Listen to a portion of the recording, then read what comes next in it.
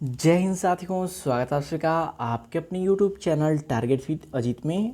साथियों, उम्मीद करता हूं कि आप सभी स्वस्थ होंगे और अपनी अपनी तैयारी ज़बरदस्त तरीके से कर रहे होंगे।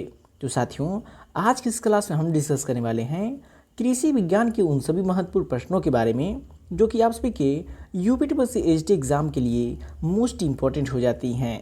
तो वीडियो को अंत तक जरूर देखिएगा क्योंकि दिए गए सभी क्वेश्चंस एग्जाम ओरिएंटेड और सिलेक्टिव हैं। तो आइए देखते हैं। जैसे पहला प्रश्न है, यदि पुष्प बिल्कुल नहीं खिलता या नहीं खिली हुई पुष्प की कली में परागण और निषेचन होता है तो इस तंत्र को खाली स्थान कहा जाता है। बात कर रहा है यदि पुष्प बिल्कुल नहीं खिलता या नहीं खिली हुई पुष्प की कली में परागण और निषेचन जो होता है उसे क्या कहते हैं, तो याद रखिएगा क्लिस्टोगैमी कहते हैं। क्या कहते हैं? क्लिस्टोगैमी कहते हैं। यानी कि जो परागण की क्रिया यानी निषेचन की क्रिया जो होती है वो हो जाती है लेकिन फूल जो कि बिल्कुल नहीं खिलता है। तो आइए इन सभी ऑप्शन के बारे में डिटेल में बात करते हैं क्योंकि यहाँ से एक क्वेश्चन आप सभी के यूपीटी एग्जाम में देखने को मिल सकती है। तो बात करें साथियों चेस्मोगामी की। चेस्मोगामी कब होती है? तो देखिए, फूल खुलता है लेकिन परागण की क्रिया होने के बाद चेस्मोगामी में क्या होता है, फूल तो खुलता है कब? पॉलिनेशन की क्रिया होने के बाद, जिसका एग्जाम्पल क्या होता है, मूंग की फसल इसका एग्जाम्पल होता है। एग्जाम्पल याद रखिएगा, एग्जाम्पल भी दे करके एग्जाम में क्वेश्चन पूछा जा सकता है। और बात करें क्लिस्टोगैमी की, तो फूल बिल्कुल भी नहीं खुलता है जिससे पूर्ण स्वपरागण सुनिश्चित होता है, जैसे कि गेहूं और सभी अनाजों में होता है। तीसरा आता है गिटनोगामी। तो गिटनोगामी में देखिए, एक पौधे के फूल के परागण उसी पौधे के दूसरे फूल के ग्रहणशील कलंक यानी कि स्टिग्मा पर गिरते हैं। उसका एग्जाम्पल क्या होता है, मक्का हो जाता है। यानी कि जो कि मेल फीमेल एक ही पौधे पे उपस्थित होते हैं वो क्या कहलाता है, गिटनोगामी कहलाता है। तो साथियों, इन तीनों को याद रखिएगा और इनका एग्जाम्पल भी याद रखिएगा। एग्ज़ाम में सिर्फ एग्जाम्पल भी देकर के क्वेश्चन आपसे पूछा जा सकता है। तो ये सभी पॉइंट इंपॉर्टेंट है, इन सब को नोट कर लीजिएगा।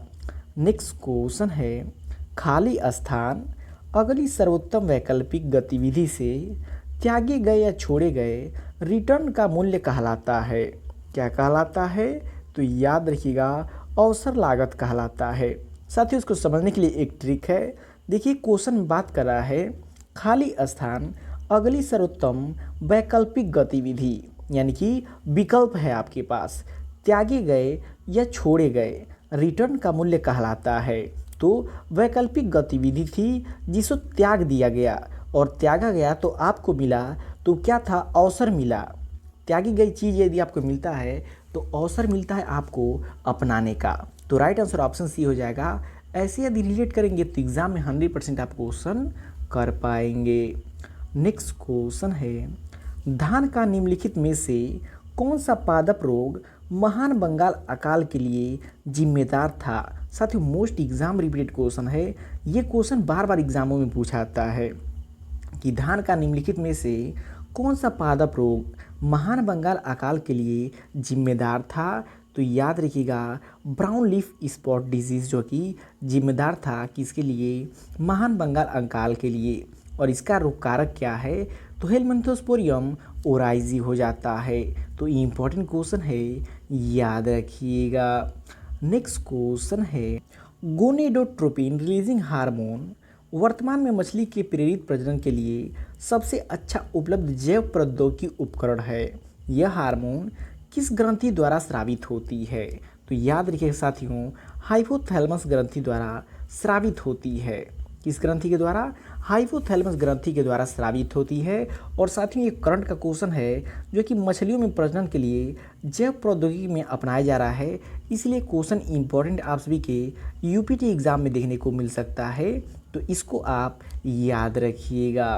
तो साथियों, क्वेश्चन का लेवल आप सभी को देख के पता चल रहा होगा कि दिए गए सभी क्वेश्चंस एग्जाम ओरिएंटेड और सिलेक्टिव हैं। तो वीडियो की क्वालिटी और कंटेंट आपसे लोग को पसंद आ रहा हो तो प्लीज़ वीडियो को लाइक और चैनल को सब्सक्राइब जरूर कर लीजिएगा। नेक्स्ट क्वेश्चन है, निम्नलिखित में से कौन सी विधि केवल अंतर्निहित वर्णों के अंतर विशिष्ट स्थानांतरण के लिए सबसे उपयोगी है। इसमें से आपको बताना है कि कौन सी एक ऐसी विधि है जो केवल अंतर्निहित वर्णों के अंतर्विशिष्ट स्थानांतरण के लिए सबसे उपयोगी होती है। तो याद रखिएगा, बैक क्रॉस मेथड जो कि सबसे उपयोगी होती है। किसके लिए? केवल अंतर्निहित वर्णों के अंतर्विशिष्ट स्थानांतरण के लिए। कौन सा मेथड प्रयोग किया जाता है? बैक क्रॉस मेथड का प्रयोग किया जाता है। नेक्स्ट क्वेश्चन है, काशी अमन और काशी आदर्श निम्नलिखित में से किस फसल की किस्में हैं?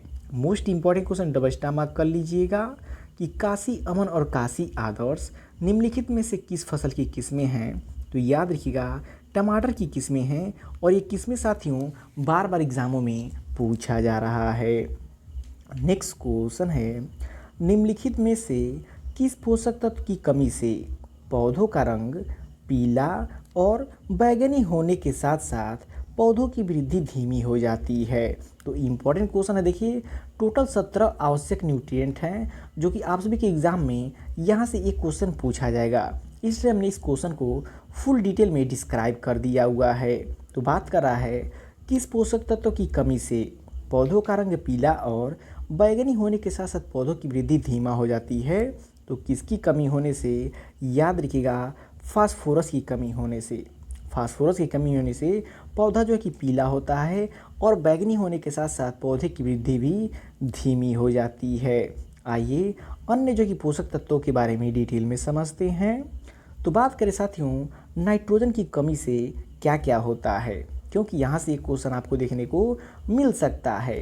तो याद रखिएगा, नाइट्रोजन की कमी से पौधों की नीचे एवं पुरानी पत्तियां पीली पड़कर सूख जाती हैं। तो जब नाइट्रोजन की बात करेगा तो नीचे एवं पुरानी पत्तियां पीली पड़कर सूख करके गिर जाती हैं। नेक्स्ट पॉइंट है, पत्तियों में भी आकार की हरिमाहीनता आ जाती है, यानी कि पत्तियों में क्लोरोसिस हो जाती है। किसकी कमी से? नाइट्रोजन की कमी से। और नेक्स्ट पॉइंट है, नाइट्रोजन की कमी से फूल गोभी में बटनिंग रोग हो जाता है। मोस्ट इम्पॉर्टेंट पॉइंट है, पूछाता है फूल गोभी में बटनिंग रोग किसकी कमी से होता है? तो नाइट्रोजन की कमी से होता है। और नेक्स्ट पॉइंट है, नाइट्रोजन की कमी से पौधों में भूखा रोग यानी कि स्टार्वेशन डिजीज़ हो जाता है। तो ये रहे नाइट्रोजन की कमी से होने वाले कुछ रोगों के लक्षण। अब बात करते हैं फास्फोरस की कमी के लक्षण। तो याद रखिएगा, पहला पॉइंट है, फास्फोरस की कमी से पौधों की नीचे एवं पुरानी पत्तियां जो कि गहरे हरे रंग की हो जाती हैं, जो बाद में लाल पर्पल या बैगनी पीतल रंग की हो जाती हैं। किसकी कमी से? फास्फोरस की कमी से। और यही जो कि क्वेश्चन में पूछा गया है। नेक्स्ट पॉइंट की बात करें तो फास्फोरस की कमी से जड़ों का विकास रुक जाता है। फास्फोरस की किसी कमी से किसका विकास रुक जाता है? जड़ों का विकास रुक जाता है। और फास्फोरस की कमी से पत्तियां जो कि हंसिया के आकार की हो जाती हैं। और नेक्स्ट पॉइंट की बात करें तो फास्फोरस एक ऐसा तत्व है जिसकी कमी से पौधा अपना जीवन चक्र पूर्ण नहीं कर सकता, इसलिए फास्फोरस को की ऑफ लाइफ भी कहा जाता है। ये मोस्ट इम्पॉर्टेंट पॉइंट है, ये पॉइंट बार बार एग्जाम में पूछा जाता है। अब साथियों बात करें मैग्नीज की कमी के लक्षण के बारे में, क्योंकि मैग्नीज भी काफ़ी इम्पोर्टेंट है और यहाँ से भी क्वेश्चन पूछे जाते हैं। तो पहले पॉइंट की बात करें तो पौधों में ऊपरी व नई पत्तियों में मध्य सिरा हरिमहीनता होना। नेक्स्ट पॉइंट है, जौ में ग्रे स्पाइक रोग हो जाता है। नेक्स्ट पॉइंट है कि गन्ने में पहला झुलसा हो जाता है, मटर में मार्स रोग हो जाता है। और सबसे इम्पॉर्टेंट है कि इसकी अधिकता से कपास में क्रिंकल लीफ बीमारी हो जाती है। तो इन सभी पॉइंट्स को नोट कर लीजिएगा, यहाँ से आप सभी की यूपीटी एग्जाम में एक क्वेश्चन देखने को मिल सकता है।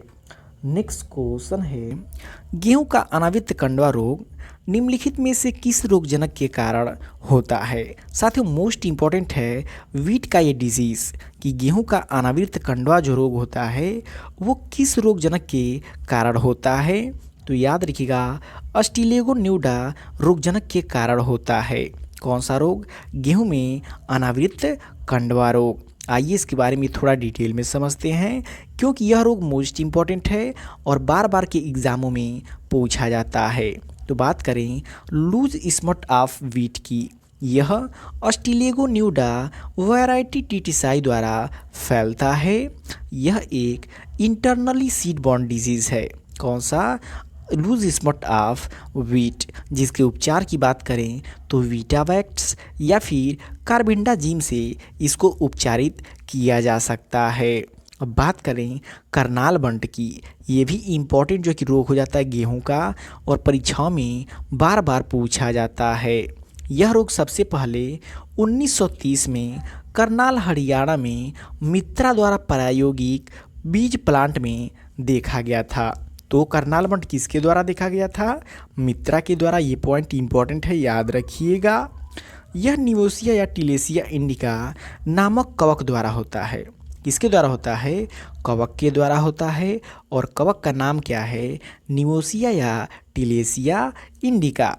यह भी जो कि सीड बॉर्न डिजीज़ हो जाता है करनाल बंट। और मोस्ट इम्पॉर्टेंट पॉइंट याद रखिएगा, करनाल बंट को कैंसर रोग के नाम से भी जाना जाता है।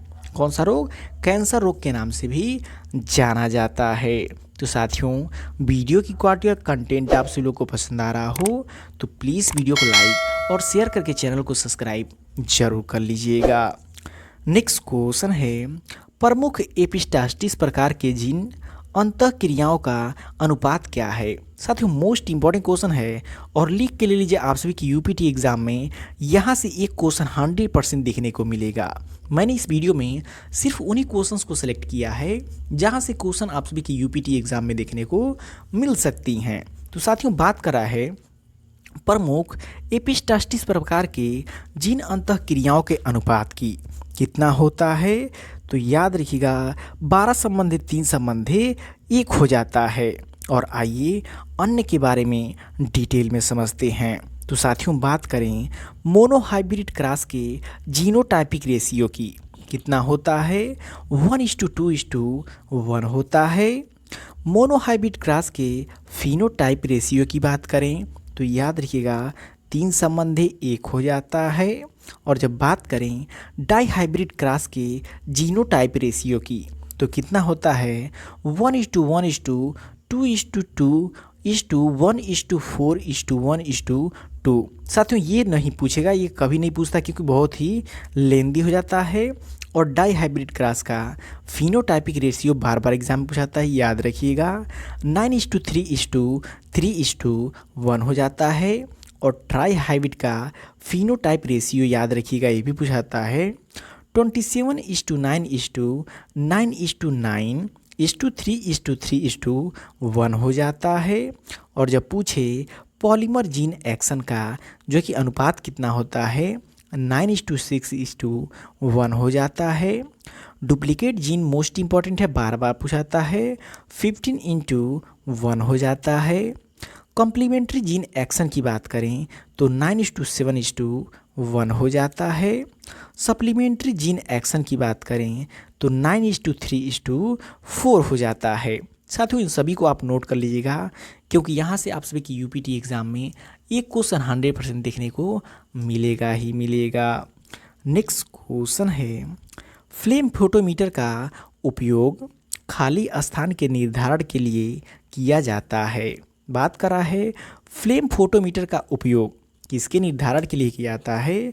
तो याद रखिएगा, फ्लेम फोटोमीटर का उपयोग जो कि पोटेशियम की मात्रा के निर्धारण के लिए किया जाता है। किसकी मात्रा के निर्धारण के लिए? पोटेशियम की मात्रा का निर्धारण के लिए। नेक्स्ट क्वेश्चन है, कार्बनिक कार्बन से अनुमान लगाया जा सकता है। कार्बनिक कार्बन से किसका अनुमान लगाया जा सकता है? तो याद रखिएगा, मृदा में उपलब्ध नाइट्रोजन का। कार्बनिक कार्बन से मृदा में उपलब्ध नाइट्रोजन का अनुमान लगाया जा सकता है। नेक्स्ट क्वेश्चन है, 1 हेक्टेयर क्षेत्रफल खेत के 15 सेंटीमीटर ऊपरी परत का लगभग भार होता है। साथियों, मोस्ट इंपॉर्टेंट क्वेश्चन 2 हो जाते हैं। पहला तो ये 1 हेक्टेयर क्षेत्रफल खेत के कितना 15 सेंटीमीटर ऊपरी परत का लगभग भार कितना होगा? तो याद रखिएगा 20 लाख किलोग्राम होगा। और दूसरा क्वेश्चन ये होता है 1 हेक्टेयर क्षेत्रफल खेत के 1 सेंटीमीटर ऊपरी परत का भार कितना होता है? तब याद रखिएगा 150 टन हो जाता है। ये दोनों क्वेश्चन इंपॉर्टेंट हैं, दोनों में से एक आप सभी के यूपीटी एग्जाम में देखने को मिल सकता है। नेक्स्ट क्वेश्चन है, मृदा में जल चालकता बहुत कम होती है। यहाँ पे जल चालकता होगा, मृदा में जल चालकता बहुत कम होती है किस प्रकार की सॉइल में? तो याद रखिएगा क्षारीय मृदा में। क्षारीय मृदा में मृदा की जल चालकता बहुत कम होती है। इम्पोर्टेंट क्वेश्चन है, याद रखिएगा। नेक्स्ट क्वेश्चन है, बैगन की फसल के लिए उपयुक्त खरपतवारनाशी रसायन है। बैगन की फसल के लिए उपयुक्त खरपतवारनाशी रसायन क्या हो जाता है? तो याद रखिएगा पेंडिमेथिलीन हो जाता है। इसके लिए बैगन की फसल के लिए। नेक्स्ट क्वेश्चन है, भारत में सर्वप्रथम विकसित टमाटर की संकर किस्में थी। भारत में प्रथम विकसित जो कि टमाटर की संकर किस्म कौन सी थी? मोस्ट इम्पॉर्टेंट है, याद रखिएगा पूसा हाइब्रिड 2। भारत में सर्वप्रथम विकसित टमाटर की पहली संकर किस्म कौन सी थी?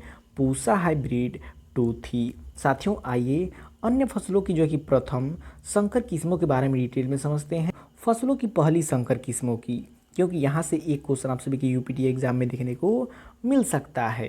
तो बात करें मक्का की फसल की, कि मक्का की फसल की पहली जो कि संकर किस्म कौन थी? तो गंगा 1 थी, जो 1961 में रिलीज़ किया गया था। ज्वार की बात करें तो SH1, जिसे 1969 में रिलीज किया गया था। कपास की प्रथम संकर किस्म की बात करें तो H4 हो जाती है, जिसे सीटी पटेल जी के द्वारा सन 1970 में विकसित किया गया था। बात करें चावल की, तो चावल की पहली संकर किस्म कौन सी थी? CORH1 हो जाती है। और वहीं साथियों बात करें बासमती चावल की, तो नॉर्मली चावल की बात करें तो CORH1 हो जाता है। और जब बासमती चावल की बात करेगा तो PRH10 हो जाती है। सरसों की बात करें, इंपॉर्टेंट है, पूछा जाता है, NRCHB 506 हो जाती है। कुसुम भी मोस्ट इम्पॉर्टेंट है, याद रखिएगा, DSH जो कि 129 हो जाती है। और हर इम्पॉर्टेंट है, याद रखिएगा, ICPH 80 की पहली संकर किस्म हो जाती है।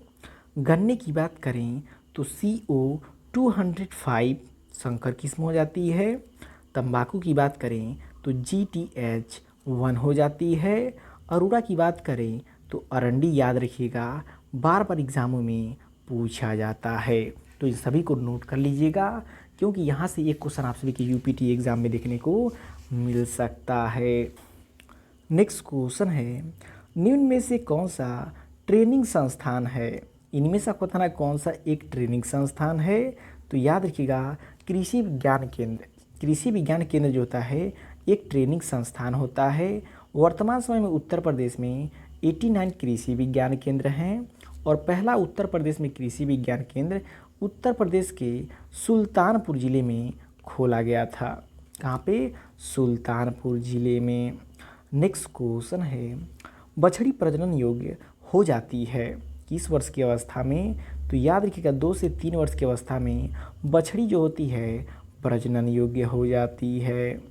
नेक्स्ट क्वेश्चन है, गोवंशी गिर नस्ल उपयुक्त है। गोवंशी की जो गिर नस्ल होती है वो किसके लिए उपयुक्त होती है? अजमेर क्षेत्र होती उपयुक्त होती है। और इसका उत्पत्ति स्थान कहाँ पे है? तो गुजरात हो जाता है। तो इम्पोर्टेंट क्वेश्चन पूछाता है, गोवंश की गिर नस्ल का उत्पत्ति स्थान कहाँ पर होती है? गुजरात हो जाती है।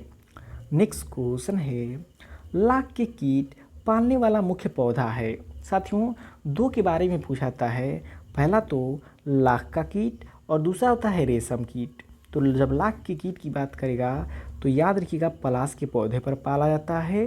और जब बात करेगा जो कि रेशम कीट की तो शहतूत पर पाला जाता है। तो दोनों ही इम्पोर्टेंट क्वेश्चन है, याद रखिएगा। नेक्स्ट क्वेश्चन है, बाजरे की हरी बाली रोग का प्राथमिक संक्रमण स्रोत है। बाजरे की हरी बाली रोग का प्राथमिक संक्रमण स्रोत क्या हो जाता है? तो याद रखिएगा बीज व मृदा हो जाती है। कौन सी होती है?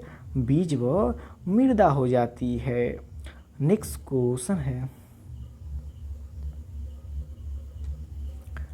क्वेश्चन है, सर्वाधिक हरी खाद वाली फसल है। बात करें साथियों सर्वाधिक हरी खाद वाली फसल की, नॉर्मली हरी खाद की बात करें तो ये रिजका, सनई, ढैंचा, यहाँ पर सॉरी ऊंचा नहीं होगा, ढैंचा और बरसीम, ये सभी हैं। लेकिन सर्वाधिक की बात करें तो राइट आंसर ऑप्शन सी हो जाएगा, ढैंचा। ढैंचा जो होता है सर्वाधिक हरी खाद वाली फसल होता है, याद रखिएगा। नेक्स्ट क्वेश्चन है, अच्छी सड़ी हुई गोबर की खाद में नत्रजन की मात्रा होती है। अच्छी सड़ी हुई गोबर की खाद में नाइट्रोजन की मात्रा की बात करें तो याद रखिएगा 0.5% हो जाती है और 0.2% फास्फोरस और पोटास की बात करें तो 0.5% हो जाती हैं। तो ये तीनों मान याद रखिएगा, एग्जाम में पूछे जाते हैं। लास्ट क्वेश्चन है साथियों जिसका आंसर आप कमेंट बॉक्स में जरूर दीजिएगा कि हरित रोग इंगित करता है। हरित रोग जो होता है किसे इंगित करता है, तो इसका आंसर कमेंट बॉक्स में जरूर दीजिएगा। तो साथियों ये रहे आप सभी की यूपीटी पर सीजीटी कृषि विज्ञान के लिए वे सभी महत्वपूर्ण प्रश्न जो कि आप सभी के यूपीटी एग्जाम के लिए मोस्ट इंपॉर्टेंट हो जाती हैं। तो वीडियो आपको कैसा लगा कमेंट करके फीडबैक जरूर दीजिएगा और वीडियो पसंद आए प्लीज़ वीडियो को लाइक और चैनल को सब्सक्राइब जरूर कर लीजिएगा।